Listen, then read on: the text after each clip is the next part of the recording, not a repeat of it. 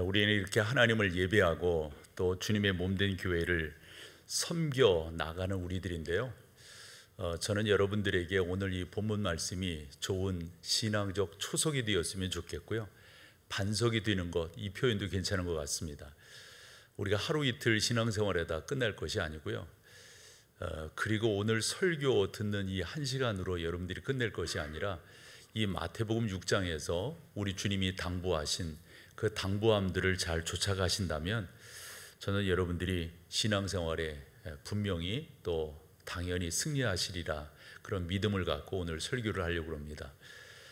우리가 조그맣게 아는 지식이라면 지식 중에 하나가 무엇을 하는 것보다 중요한 것이 어떻게 하느냐, 이게 더 의미가 있다, 그러지 않습니까? 우리 교회가 팬데믹 이후에 예배를 좀 줄였어요. 그리고 주일 오후 예배 같은 경우를 안 하면서 목장 활동을 강조했고, 그 강조함 가운데 여러분들에게 자율 속에 신앙생활이 잘 진행될 수 있도록 지도를 했는데 잘 따라와 주셔서 어쨌건 감사합니다. 그러면서 현장 예배를 강조하기 위해서 우리 교회는 예배 실황을 중계하지 않았더랬죠. 그리고 혹시 주일날 특별한 일이 있으셔서 건강이 안 좋으셔서 못 오시는 분들이 계시다면 각 지구 교육자들에게 연락을 하시면 접속 코드를 드리겠다고, 이러면서 일주일에 한 200여 분이 그것을 받으시는 거로 제가 보고를 받아서 알고 있습니다. 그러한 상황이었더랬는데 팬데믹 후 2년 정도 지나면서 우리가 이것을 계속해야 될 건가라는 적지 않은 고민을 하게 되었습니다. 그러면서 목사로서 이제는 그만해도 되지 않는가? 이유는 간단합니다. 저는 여러분들의 성숙한 신앙을 믿기 때문이고요. 그렇다고 해서 가정에서 영상으로 예배 드리려고 하는 그런 분들이 일부러 계실까요?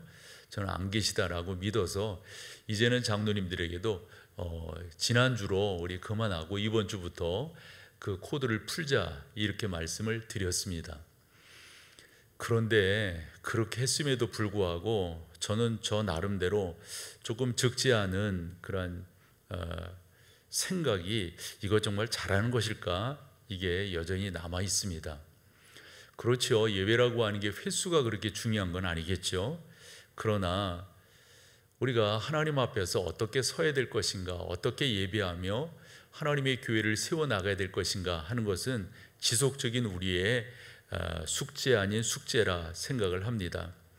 그래서 오늘 저는 여러분들과 같이 예배를 하면서 마태복음 6장이 강조하고 있는 그 내용을 좀 더 강조함으로 우리의 신앙을 돈독히 세워서 이 포스트 코로나 시대에 한 번 더 하나님의 사람들로, 하나님의 교회로 잘 세워가기를 소망하는 거죠.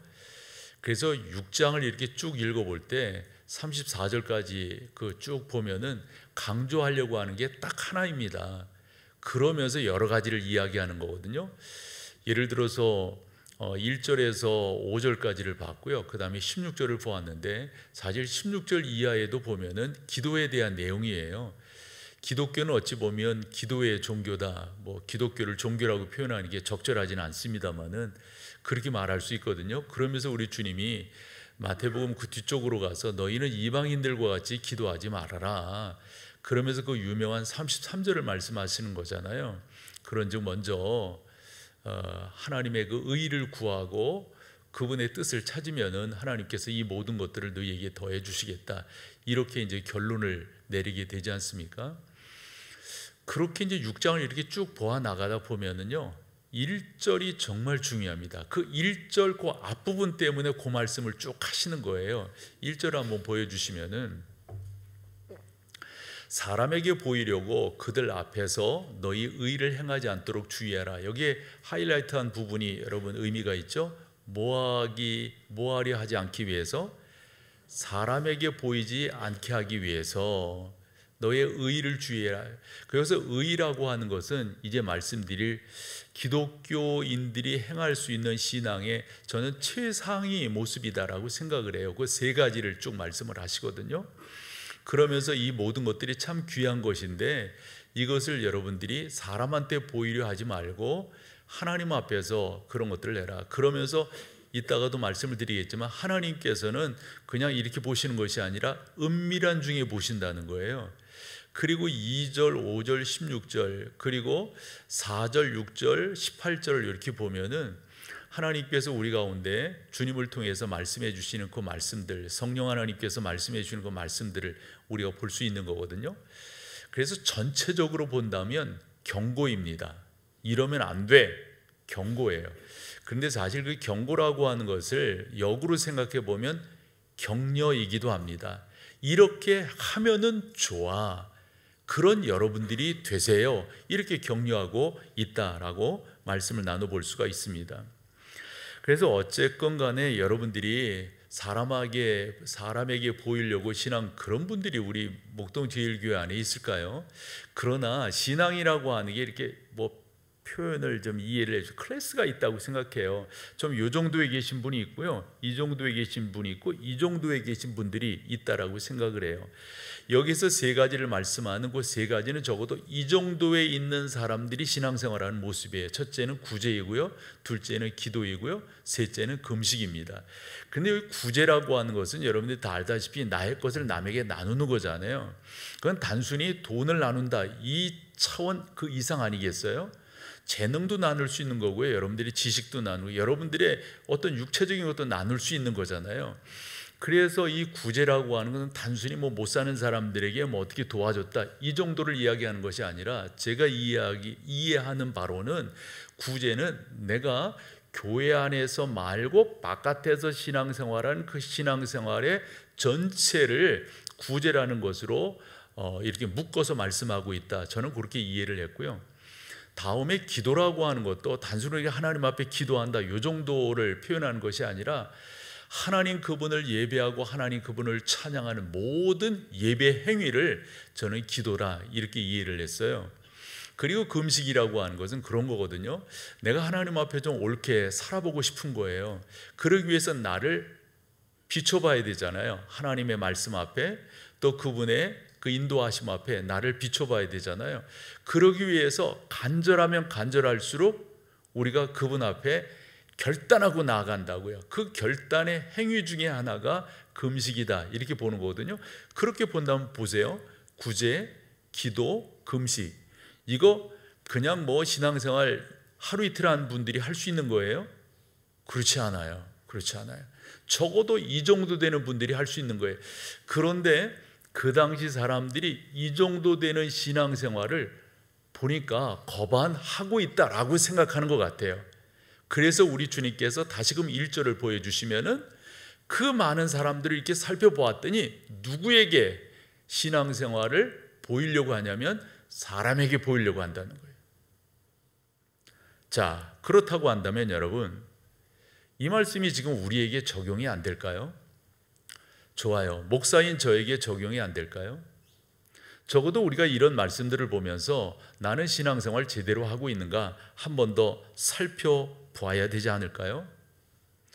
저는 우리 목동제일교회 성도들이 적어도 그 정도 클래스가 있는 성도들이다, 이렇게 생각을 하고 믿고 목회를 하고 있거든요. 여러분, 그런 여러분들이 누구에게 보이려고? 그건 죄송하지만 말도 안 되잖아요. 제가 이렇게 성도들과 신앙생활을 이렇게 해보면 예배에 빠지지 않는 분들, 그렇죠. 새벽 기도도 그렇고 금요 기도회도 그렇고, 이번 주 금요 기도회도 얼마나 은혜로운지 몰라요. 우리 찬양사가 찬양을 인도하는데 난 이제껏 그런 표정을 본 적이 없어요. 그 표정은 은혜 충만한 표정이거든요. 그래서 많은 성도들, 그래서 제가 장로님들에게도 이번 금요일 너무 은혜스러웠는데, 그러면 장로님들도 똑같이 말씀하시더라고요. 은혜가 됐다고, 은혜가 됐다고. 여러분, 교회가 뭔 일을 한다, 봉사를 한다 그러면 그분이 꼭 그 자리에 계십니다. 그런데 그렇게 귀하게 하나님 앞에 예배하고 기도하고 찬양하고 헌신 봉사를 하는 그 봉사가 하나님께 올리지 아니하고 사람에게 보이려고 한다. 죄송한 표현이지만 말 돼요, 그거? 그냥 쉽게 표현하자고요. 그래서 복 받겠어요? 그래서 은혜 생활 하겠냐고요? 누리겠냐고요? 정말 그렇지 못합니다. 그러므로 사랑하는 여러분, 우리가 이 말씀을 보면서 여러분들이 참 존귀한 분들이고 신앙생활 잘하는 분들인 것을 믿는데 한 번 더 나에게 적용해 보자고요. 그리고요, 두 가지 의미로 받아들이세요. 하나는 경고로, 또 하나는 격려로. 그렇게 받아들이시면서 오늘 저와 설교를 같이 진행해 나간다면 전능하신 하나님께서 크게 은혜를 주시리라 저는 믿고 더 말씀을 나눠볼게요.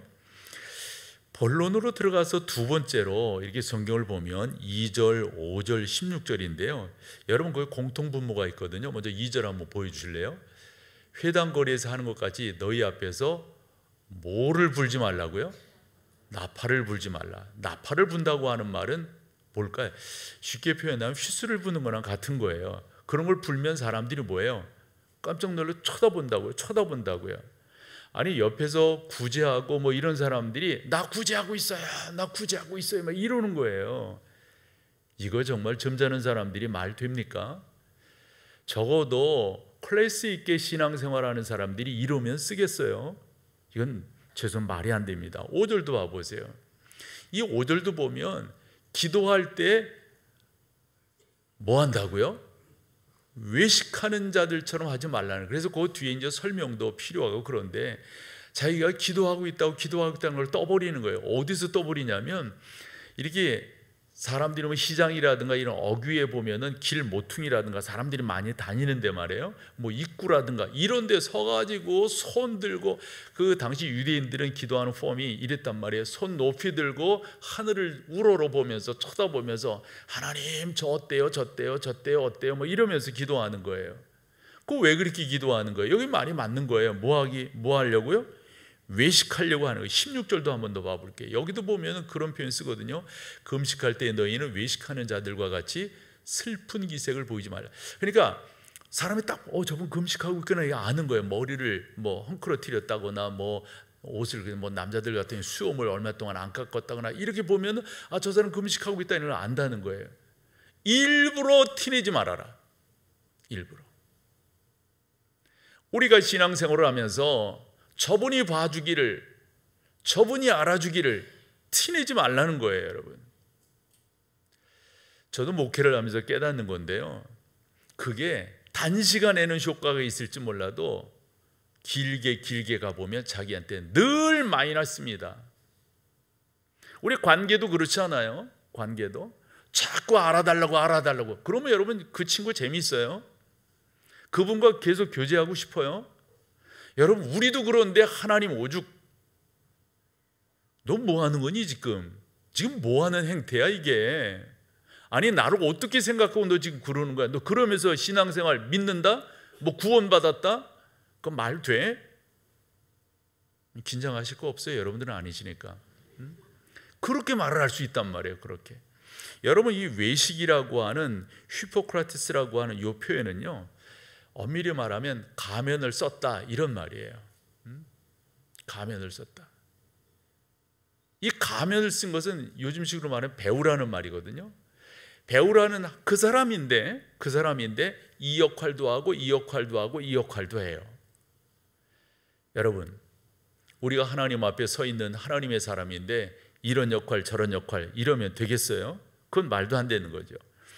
그래서 2절에서 5절 그리고 16절 이렇게 보면 강조되는 게 있습니다. 먼저 2절을 보시면은 여러분 거기 하이라이트한 게 뭐예요? 사람에게. 신앙생활은 우리가 하나님 앞에서 하는 거잖아요. 그 하나님을 예배하고 하나님을 영화롭게 하고 또 다른 수식을 쓴다면 그 하나님을 찬양하는 거잖아요.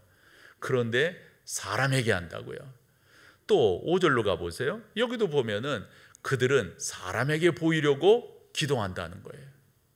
아니 전능하신 하나님 앞에 손은 왜 든 거예요? 그 사람들 따져봤으면 좋겠어. 물어봤으면 손 왜 들었어요 당신? 그럼 우러러 본단 말이에요. 근데 그런 사람들일수록요 되게 근사해요. 되게 자기를 많이 치장을 하고 그랬기 때문에 되게 근사하다고. 하나님 앞에서 잘못된 겁니다. 그러면서 16절도 봐봐요. 16절도 금식할 때도 금식하는 게 하나님 앞에 자기를 세우는 거잖아요. 하나님 앞에 자기를 한번 이렇게 들여다보는 거잖아요. 하나님 앞에 내가 제대로 서 있는가 이걸 살피는 거잖아요. 근데 어떻게 합니까? 사람에게 보이려고 한다는 거예요. 사람에게 보이려고. 사랑하는 여러분, 우리가 그런 면에서 다시금 하나님 앞에서 온전함을 취하며 나가는 게 저는 무엇보다도 중요합니다. 그것을 여러분들과 좀 더 깊이 있게 나눠보고 싶은 거예요. 그래서 소주제로 삼은 게 뭐냐면 사람 앞에서 또는 사람에게 보이려고. 사람 앞에서라고 하는 말, 이 말은 우리가 다 관계 속에 살아가잖아요. 다 뭐 기도회라든가 예배라든가 봉사라든가 다 우리 같이 하잖아요. 그런데 같이 하지만 사람에게 하는 게 아니란 말이죠. 그런데 그 중에는 사람에게 하는 사람들이 있다 하는 말입니다. 제 나름대로 경험한 것을 이야기를 해보면, 저는 80년대가 제 20대잖아요. 그때 뭐 다 여러분들도 그때를 다 지내시면서 신앙도 불타올랐고 결심도 많이 했고 내가 하나님의 귀한 사역을 감당하겠다라고 하는 결단도 하고 그랬던 때라고요. 그래서 그 당시 살펴보면 연초가 되면 원단 금식이라는 걸 했어요. 특별히 CCC 출신들 있으신가요? 되게 원단 금식들 그때 많이 했습니다. 90년대까지 그런 것들이 이어졌어요. 그리고 연초가 되면은 신년 부흥성에 뭐 예전에는 축복이라고 하는 말을 좀 썼죠. 그래서 신년 축복 대성회 뭐 이런 식의 표현들을 했다고요. 이 축복성회, 축복 대성회 맞는 말이기도 하지만 우리가 쓰기에는 적합한 단어가 아닙니다. 적어도 우리 교단에서 우리 교회가 가지고 있는 신학적 색깔로 본다면. 그러면서 80년대 이렇게 살펴보면 뿐만 아니라 무슨 구국성회 이런 것들이 많았어요. 우리 이 양천구에도 보면 8.15 구국성회라고 하는 것을 제가 오기 전부터 계속 올해도 8월 11일 주일 오후 3시에 양천문화회관에서 그걸 하거든요. 그런 식으로 그런 집회들이 많았어요. 기억되실 것 같아요. 80년대는 성령 집회들 참 많이 했어요. 그리고 아마 제 나이 위아래 아마 좀 비슷하실 것 같은데 여름 휴가 그때 어떻게들 하셨어요? 신앙이 좀 있다 하시는 분들은 휴가 내셔서 어디 갔습니까? 기도원에 갔어요. 그래서 어떤 이는 금식기도 하고 어떤 이는 목이 터져라. 그때 또 유행했던 말이 적어도 신앙생활 잘하기 위해서는 나무 한 뿌리는 뽑아야 된다 뭐 이래가지고 괜히 엄한 나무 붙들고 막 주여 찾고 막 그런 모습이 우리 가운데 없지 않아요. 그리고 이제 그때는 이렇게 휴가 지내고 오셨다 이렇게 보면 목이 쉬어 계신 거예요. 저는 감기 들어서 신 거고요. 목이 쉰 분, 그래서 그때 인사말이 그거예요. 기도원 다녀오셨군요. 이게 인사말이었어요. 그러면 여러분, 제가 청년 때 했던 그러한 모습 가운데 그 여러 가지 행태들이 사람한테 보이려고 한 거예요. 특별히 그때 웃기는 말도 웃기는 말이라고 생각하는데 참 그거 참 왜 그런 식으로 기독교를 이렇게 흔히 저급화 시켰는지 모르겠어요. 아니, 개도 3년이면 라면을 끓인다는데 거기 이제 그 집은 소개를 안 할게요. 그런데 이게 교회 다닌 지 3년 이상 됐는데 방언도 못하니 이런 뭐만도 못한 이런 식의 왜 이렇게 거룩해요? 웃자고 한 말인데 좀 웃어주세요 웬만하면. 그런 식으로 막 했단 말이에요. 이게 얼마나 저급한 신앙생활이냐고요. 사랑하는 여러분, 저는 저 또한 그렇고요. 제가 참 부족함이 많은 사람인데요. 그럼에도 늘상 결심합니다. 다시 한번 하나님 앞에 쓰려고, 다시 한번 옳게 서보려고. 우리 있잖아요. 서로 약속하고 서로 결심하자고요. 사람 앞에 신앙생활하는 것이 아니라 우리는 하나님 앞에 나아가는, 하나님을 영화롭게 하는. 그래서 제가 예배 열어가는 말로서 종종 쓰는 게 우리는 하나님을 영화롭게 하기 위해서 이 시간 이 자리에 있다고. 여러분, 이 말 틀린 말이에요. 구원받기 위해서 예배 드린다. 맞아요? 틀려요? 틀린 말이에요. 그런 말 하면 안 된다고요. 예배는 구원받은 사람들이 하는 행위가 예배예요. 예배는 우리 행위가 어떠하기 때문에 구원이 이루어진다. 그건 잘못된 거라고요. 적어도 저는 여러분들과 그 정도의 생각을 갖고 함께 신앙생활하며 나아가고 싶은 거죠.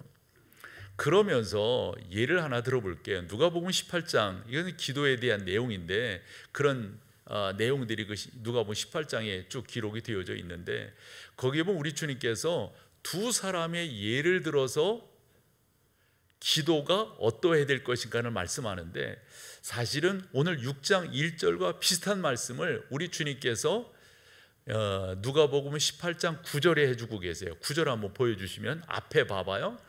또 자기를 의롭다고 믿는 다른 사람을 멸시하는 자에게 이 비유로 어땠다? 말씀하셨다 이거예요. 그러니까 그 당시에 이런 누구를 비하시켜서 자기 자신은 상승시키는 그런, 상대는 억압하고 상대는 그렇지, 자기는 돋보이게 하고, 여러분 이건 정말 비천한 그리스도인입니다. 적어도 예수를 잘 믿는 사람들은 나 때문에 당신이 복받는, 이런 식의 생각을 해야지, 나를 통해서 당신이, 여러분 이런 거 있잖아요. 신앙이 고상해지면 고상해질수록 우리 가운데 나오는 외부로 표현되는 표현들이 있거든요. 그 표현은 이기주의가 아니라 뭐라고요? 이타주의다. 이타적인 삶을 산다 이거예요. 내가 그렇게 신앙생활하기 때문에 내 주변이 복을 받는다, 이와 같은 거예요. 내가 그것을 독차지하려고 하는 게 아니라, 여기에 보면 자기를 의롭다고 믿고 다른 사람을 멸시하는 자들에게요. 그런 사람들이 한두 명이 아니었어요. 그래가지고 예수님께서 이 비유를 드신 거예요. 이 비유를.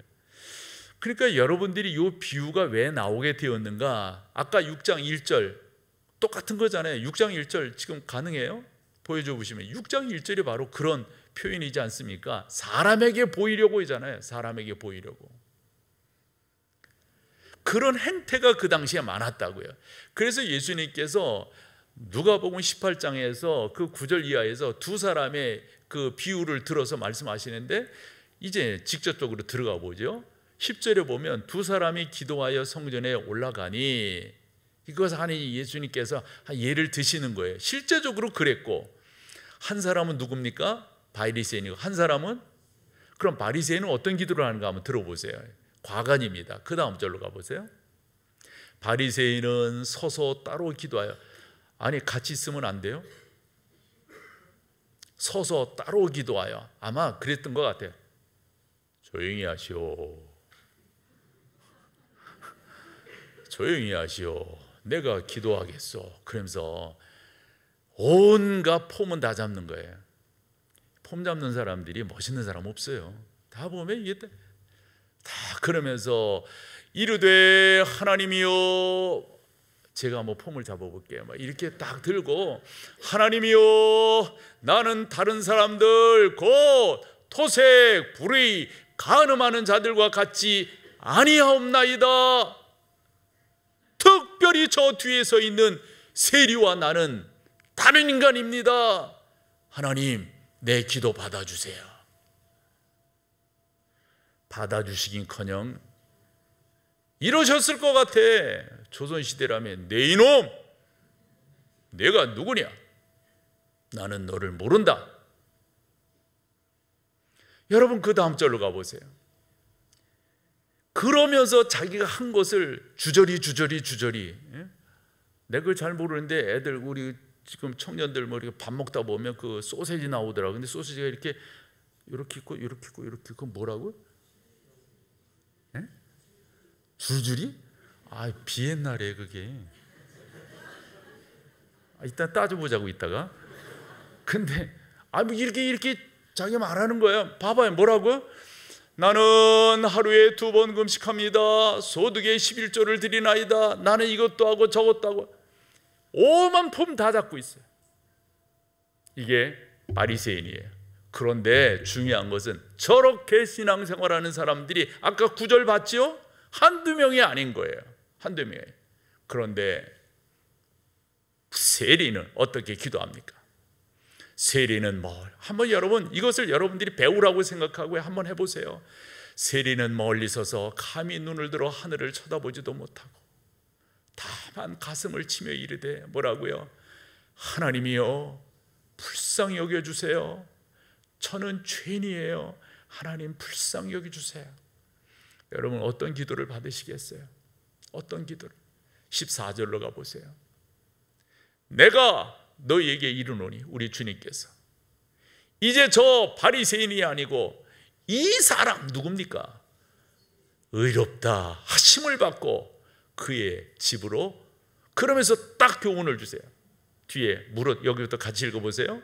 무릇 자기를 높이는 자는 낮아지고 자기를 낮추는 자는, 여기서 자기를 높인다라고 하는 것은 사람 앞에서 하는 거예요. 낮추는 건요, 하나님 앞에서. 여러분, 자기를 높이는 게 우상 아니에요? 뭐 바알과 아세라만 섬기의 우상입니까? 토속진앙으로만 가야 우상이에요? 자기 안에 자기를 높이고자 하는, 하나님을 경외하지 아니하고 사람들이 자기를 바라보기를 원한다면 여러분, 그게 우상 아닌가요? 한데 저는 이 설교를 준비하면서 그런 생각이 들더라고요. 우리 속담에 보면 10길 물쏘고 나라도 한 길 사람 속 모른다. 저분이 어떤 분인지 모르겠는 거예요. 저분은 어떤 분이지? 저분은 예배 시간 꼭 나와 봉사하는 자리에 늘 있어. 뭐 어쩌면 다 해. 그런데 저분은 어떤, 여러분, 정말 기독교는요, 개인이 하나님 앞에 쓰는 거예요. 내가 하나님 앞에 돈독하게. 여러분, 이런 말 우리 생각해야 됩니다. 우리 교회는 그것이 감사한 거예요. 선대 목사님으로부터 우리가 그런 교육을 받았고요. 저 또한 그것이 너무도 귀해서 내 목회의 기조로 이어가고 있어요. 모든 영광은 뭐라고요? 하나님께. 이게 우리의 모습이 되어야 해요. 종교개혁자들이 그런 표현을 썼거든요. 코람데오라는 표현을 썼어요. 그렇게 하나님 앞에 서기를 소망하는 거예요. 전능하신 하나님, 저는 지금 하나님 앞에 서 있습니다. 여러분, 개혁자들이 이런 표현을 했어요. 개혁주의는 늘 개혁되어야 한다. 우리 그런 신앙 갖고 있는 거잖아요. 내가 하나님 앞에 나를 한 번 더 비춰봐야 되잖아요. 맞아요, 여러분. 그런 것들이 없다면 루터가 한 말이 맞는 거라니까요. 루터는 자기의 책상에다 그렇게 적어놨대요. 나는 매일 세례를 받는다. 세례는 한 번 받는 거잖아요. 근데 그 말의 의미를 우리 다 알잖아요. 다 자기를 반추해 보는 거예요. 자기를 반추. 내가 제대로 하고 있는가? 내가 제대로 하고 있는가? 뭐가 제대로 하고 있는가를 반성해 봐야 될까요? 내가 혹여 사람들에게, 사람이 보는데 사람이 관심이 있어서, 저는 여러분들과 다시 한번 하나님 앞에서 온전한 모습으로 나가기를 소망합니다. 예전에 제가 프로그램을 하나 진행할 때 패널로 나온 분이 그런 말을 해요. 그때 예배가 주제였었던 것 같아요, 지금 기억으로 보면. 근데 그분이 그 말을 하는 거예요.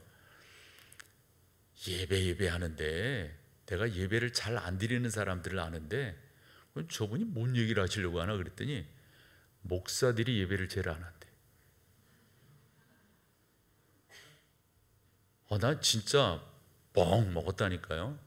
그러면서 그분이 이런저런 설명을 하는데, 예를 들어서 뭐 큰 집회가 있으면 그런 데 보지 않는 거예요. 강단에 이렇게 뭐 의자 쫙 놓고 올라가서 앉아 있는데, 그러고 봤더니 아니나 달라 예배 제대로 하는 목사 못 찾는다는 거예요. 찬양하자면 찬양을 합니까? 뭐 서로 이야기하고 다리 꼬고 앉아 있고, 또 어떤 X는 또 전화를 받아 거기서 또. 제가 그때 예전에도 열심히 그렇게 하려고 했지만 그때 한 번 더 생각을 했어요. 나는 나의 예배를 분명하게 해야 되겠다. 똑같이 찬양할 때 힘있게 찬양하고, 기도할 때 힘있게 기도하고, 주의 말씀 들을 때 똑바로 듣겠다. 저는 학교 때도 앞에 앉는 거 좋아했어요.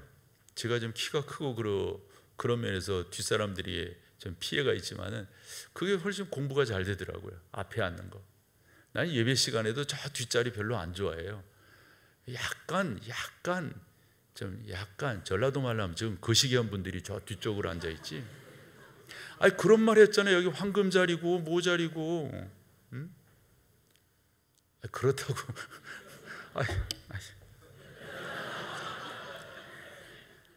앞에 앉는 거 좋아해요. 앞에 앉는 거. 난 등에, 저 의자 뒤에다가 등 붙이고 앉는 거 별로 안 좋아해요. 딱 하고, 혹여 등 붙이려면 빡 당기고, 운전할 때도 그래요. 저는 딱 세우고 딱 이렇게 운전하지. 인간이 벌써 이렇게 딱 애들만 갖다 엣지가 있잖아. 딱 가는 거예요. 딱 가는 거예요. 뭐 구질구질하게. 예배할 때 왜 목사가 예배 제대로 안 해요? 근데 제가 여러분 자꾸 목사 이야기 이렇게 하는데, 여러분 얘기하려면 조금 계면적어서 내 이야기 하는 거예요. 여러분 가운데 예배는요, 여기 있으면 온통 다 보인다니까. 온통. 뭐 자료 찾는 분, 뭐 문자 확인하는 분, 빨리 시선을 돌리는 거. 나도 조금 안 좋은 성격이 있어가지고 보면 시험에 드니까 빨리 피하는 거예요. 빨리.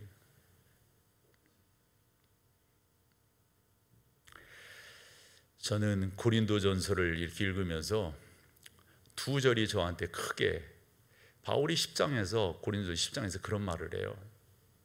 선줄로 생각하느냐? 넘어질까 조심하라. 그런데 그보다 앞선 9장 27절에서 그런 말을 해요. 자기를 처복종시킨대요. 나를 처복종시킨다. 근데 그 뒷말이 의미가 있어요. 뭐라고 말을 했냐면, 내가 다른 사람들에게 전파는 많이 했는데 혹여 내가 나를 잘 세우지 못해서 그 구원에서 미끄러지면, 제외되면, 그래서 바울은 자기를 하나님 앞에 복종시킨다는 거예요. 목사인 제 자신이 그렇게 하고 싶습니다. 저는 20세 때 수원에서 있었어요. 고등학교 졸업하고 결혼할 때까지. 그리고 결혼하고 90년대 제가 대전으로 그 전임 사역을 처음 갔는데, 그 수원에서 이렇게 있으면서 군대 갔다 와서는 그 난파콰이어라고 하는 합창단을 한동안 거의 한 8년 이렇게 활동을 했었어요. 그 난파라고 하는 것은 홍난파 선생의 그 이름을 따서, 그래서 수원 사람들, 있는 사람들이 홍난파에 대한 음악하고 그런 분들이 그런 이름들을 많이 쓴다고요. 홍난파 선생은 44살에 별세를 하십니다. 그분은 좋은 장로교 교인이었고요. 그분의 음악적 정서를 보면 그 안에 신앙적인 모습들이 참 많죠. 대표곡을 꼽으라고 한다면 고향의 봄입니다. 나의 살던 고향은 꽃피는 산골. 그 합창단 할 때 우리가 흔히 목 푼다 이런 말 하거든요. 그러면서 그 나의 살던 고향을 한 키 한 키 높여가면서 이렇게 목을 풀었던 그런 기억도 있고, 지금은 옮겨졌다고 하는데 예전에 그 수원 도청 그 옆에 문화회관이 있었어요. 공연 또 연습을 그쪽에서 이렇게 하곤 하는데, 그러면은 그 앞에 계단이 이렇게 좀 긴 계단이 있습니다. 그 앞에 그 계단에 이렇게 앉아서 노래하고 그랬던 저의 젊은 저 추억들, 그런 것들이 종종 생각이 나요. 이 말 드리려고 좀 장황했는데요. 그 멤버들이 거반다 전공한 사람들이지만 예수 믿는 사람들이에요. 거반다. 거의 제가 보기엔 95% 이상이 아닌가 싶어요. 그 사람들이기 때문에, 그리고 반주하는 분, 뭐 지휘하는 분 다 예수 믿는 사람이죠. 이렇게 노래를 하다 보면 그 지휘자 선생님이 종종 이런 말을 하세요. 여러분, 찬양하듯이 노래하면 안 되겠어요? 찬양하듯이.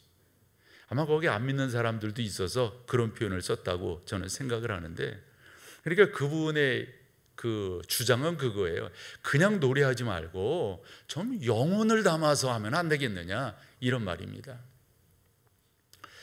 무슨 경연대 이런 거 할 때 보면 박진영 씨가 종종 그 경연대 심사위원으로 나오게 되는데, 예전이에요. 예전에 그 양반이 나와서 심사를 할 때 한 그 참가자가 나와서 노래를 하는데 너무 노래를 잘했어요. 근데 박진영 씨가 이 말을 하는 거예요. 노래는 너무너무 잘하는데 왜 감동이 없는 거지? 진짜 설교하는 자로서 그 말이 그냥 내 가슴에 찔리더라고요. 설교는 하는 것 같은데 왜 감동이 없지? 이 말로 나는 그냥 받아. 뭐예요 이 분위기는? 진짜 그렇다는 거예요? 그 생각이 그냥 드는 거예요.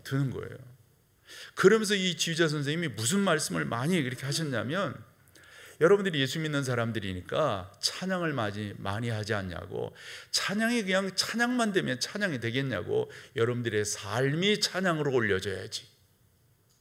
맞는 말이죠, 여러분? 여러분들의 신앙이 그렇게 하나님 앞에 온전함으로 승화되어야지. 그러다 보니까 80년대 또 생각이 나는데, 그때 우리나라의 일반 CCM 이 찬양 문화가 쫙 올라갈 때예요. 근데 약간 그때 이제 어떤 정서라든가 또 질서라든가 이런 것들이 잘 정립이 안 돼 있을 때인데, 그때 막 찬양이 한참 이루어지면 그때 막 젊은 친구들이 막 해. 근데 설교 시간엔 쫙 나간다. 그 체포를 해뒀어야 되는데 쫙 나가.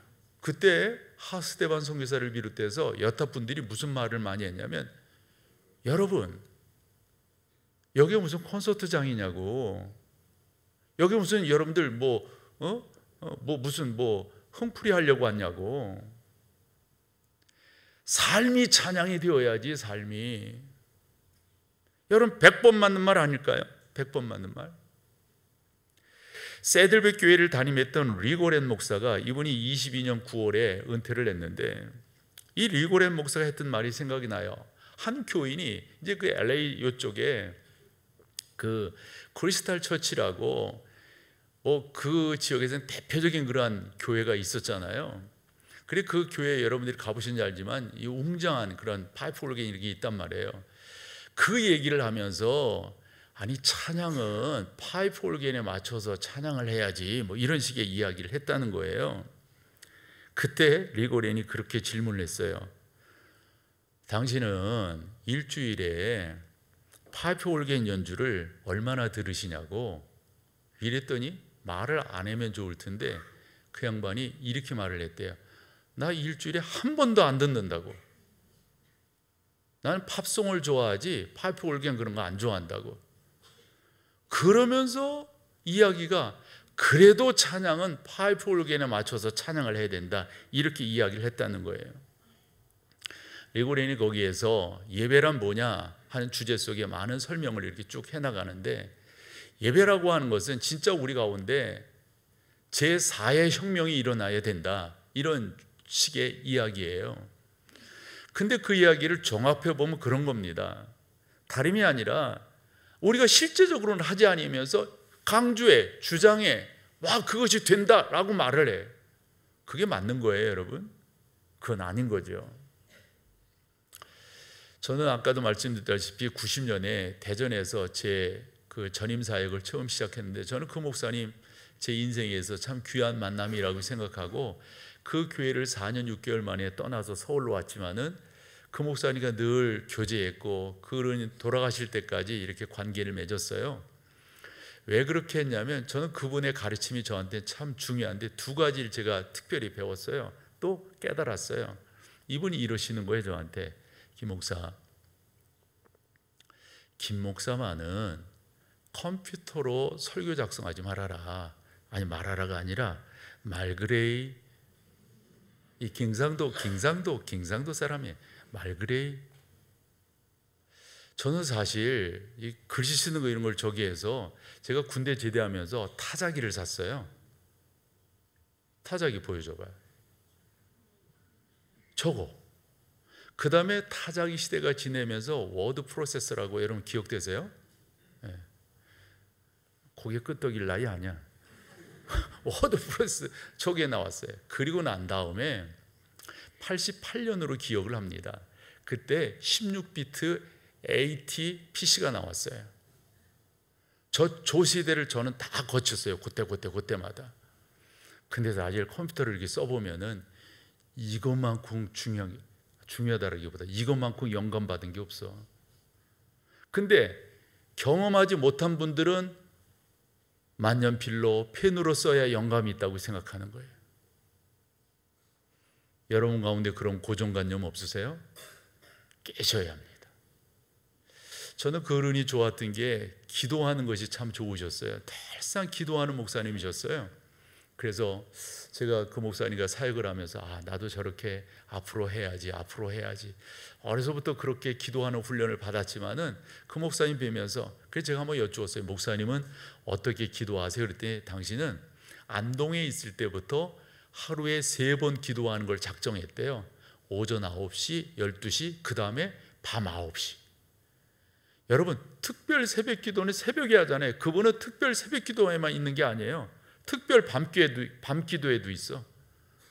그때 30 초반인데 얼마나 잠이 많아요. 그래서 제가 그때 구안하사가 왔다니까. 입이 많이 돌아갔었어. 많이. 지금은 그때 돌아간 게 이렇게 해가지고 지금 이렇게 그래도 괜찮아 보이는 거예요. 많이 돌아갔었어요. 많이.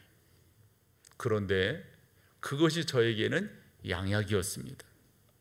어쨌건 여러분, 참 무엇보다도 중요한 것은 우리가 하나님 앞에 제대로 쓰려고 노력하고 있느냐, 이게 무엇보다도 중요합니다. 한 가지만 말씀드리고 마칠게요. 제가 우리 교회에서 10월 중순 되면은 만 24년을 지납니다. 그래서 저의 지난 시간들을 이렇게 반추해 볼 때 제가 요거 기억나요. 제가 당회에 이런 말씀을 드렸어요. 장로님들, 우리가 앞으로 찬양대가 찬양이 끝나면 박수를 합시다. 이랬더니 반대 의견이 많이 나오는 거예요. 왜 반대를 하냐면, 목사님, 그것은 우리의 신학에 안 맞는다는 거예요. 왜 안 맞냐면, 박수는 그 사람을 향해서 이렇게 치는 건데, 적어도 우리가 할렐루야로 화답하는 게 옳지 않습니까? 그 얘기예요.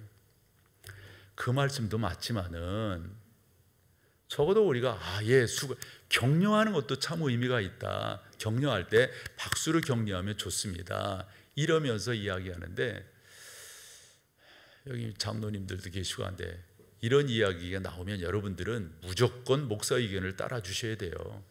적어도 목사가 그 정도 말해, 웃자고 하는 게 아니라 목사가 그 정도 생각하고 말할 땐 얼마나 많은 걸 생각했겠어요. 뭔 좀 안다고. 그런데 여러분, 요 이야기 하려고 하는 거예요.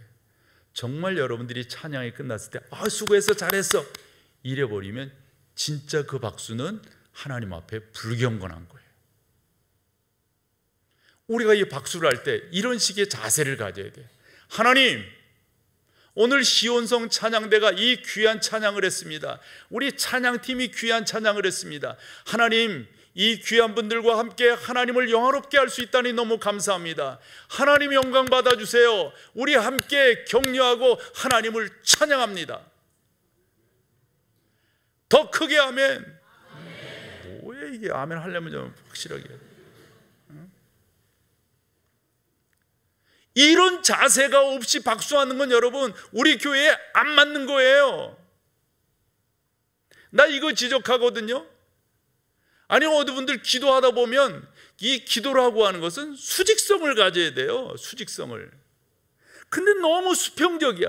어느 분의 기도는 무슨 설교야. 이게 기도를 빌린 설교. 그리고 어느 분의 기도는 기도를 빌린 야단치는 거예요. 당신이 최고로 의로워. 안 돼요. 그러면요, 기도는 하나님 앞에 올리는 것인 줄로 믿습니다. 여기다 대고 하는 거 아니에요. 그러나 교인들이 생각하는 그 생각을 집약해서 같이 공감대를 형성하기 위해서 그와 같은 표현을 통해서 하나님께 나아가는 거예요. 요즘 유행처럼 번지는 게 있어요. 몇 번 여러분들이 이야기하는 것 같은데요, 목회자들도 이렇게 보면은 이거 안 돼. 이건 진짜 안 되는 거예요. 기도하다가 느닷없이 축복하며 그래요. 하나님 앞에 기도하면서 뭔데 자기가 축복하냐고. 전능하신 하나님 앞에 우리가 진솔하게 나아가야지 뭔데 축복하냐고요. 여러분, 저는 어떤 자세냐면요, 저는 제가 이 교회에서 하면서 내가 안수하는 거 그거 안 하고 있잖아요. 안 했잖아요. 이유가 뭐예요? 내가 무슨 특별한 거라고. 내가 축도하는 것도 여러분 아시는 분들 눈치채셨겠는데 정말 조심해서 합니다. 내가 뭐라고, 난 똑같이 여러분들과 하나님 앞에서 한 마리의 양이에요. 그러나 하나님이 나에게 이와 같은 직분을 주셨지, 이건 직위가 아니라니까요. 하나님 보시기에 그분 앞에서 해야지, 사람들에게 천만의 말씀. 우리 같이 마지막 찬양으로 주 앞에 나가겠습니다. 네.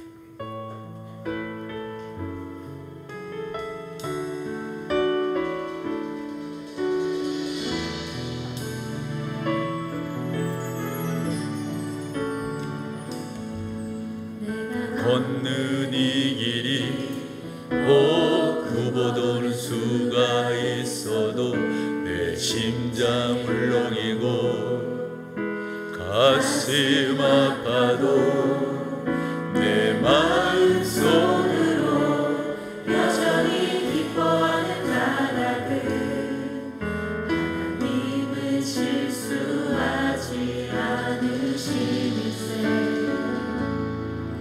내가 세운 계획이 꼭 나갈지 모르며 나의 희망 덧없이 쓰러질 수 있지만 나 여전히 인도하시는 주님을 신뢰하는 나라를, 주께서 내가 가야 할 길을 잘 아시겠세.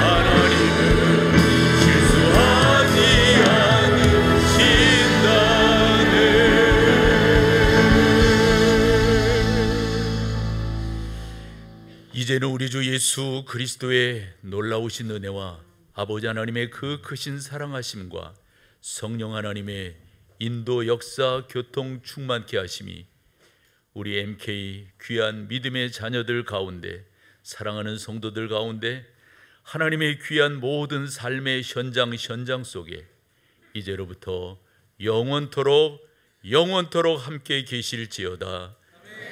아멘. 아멘.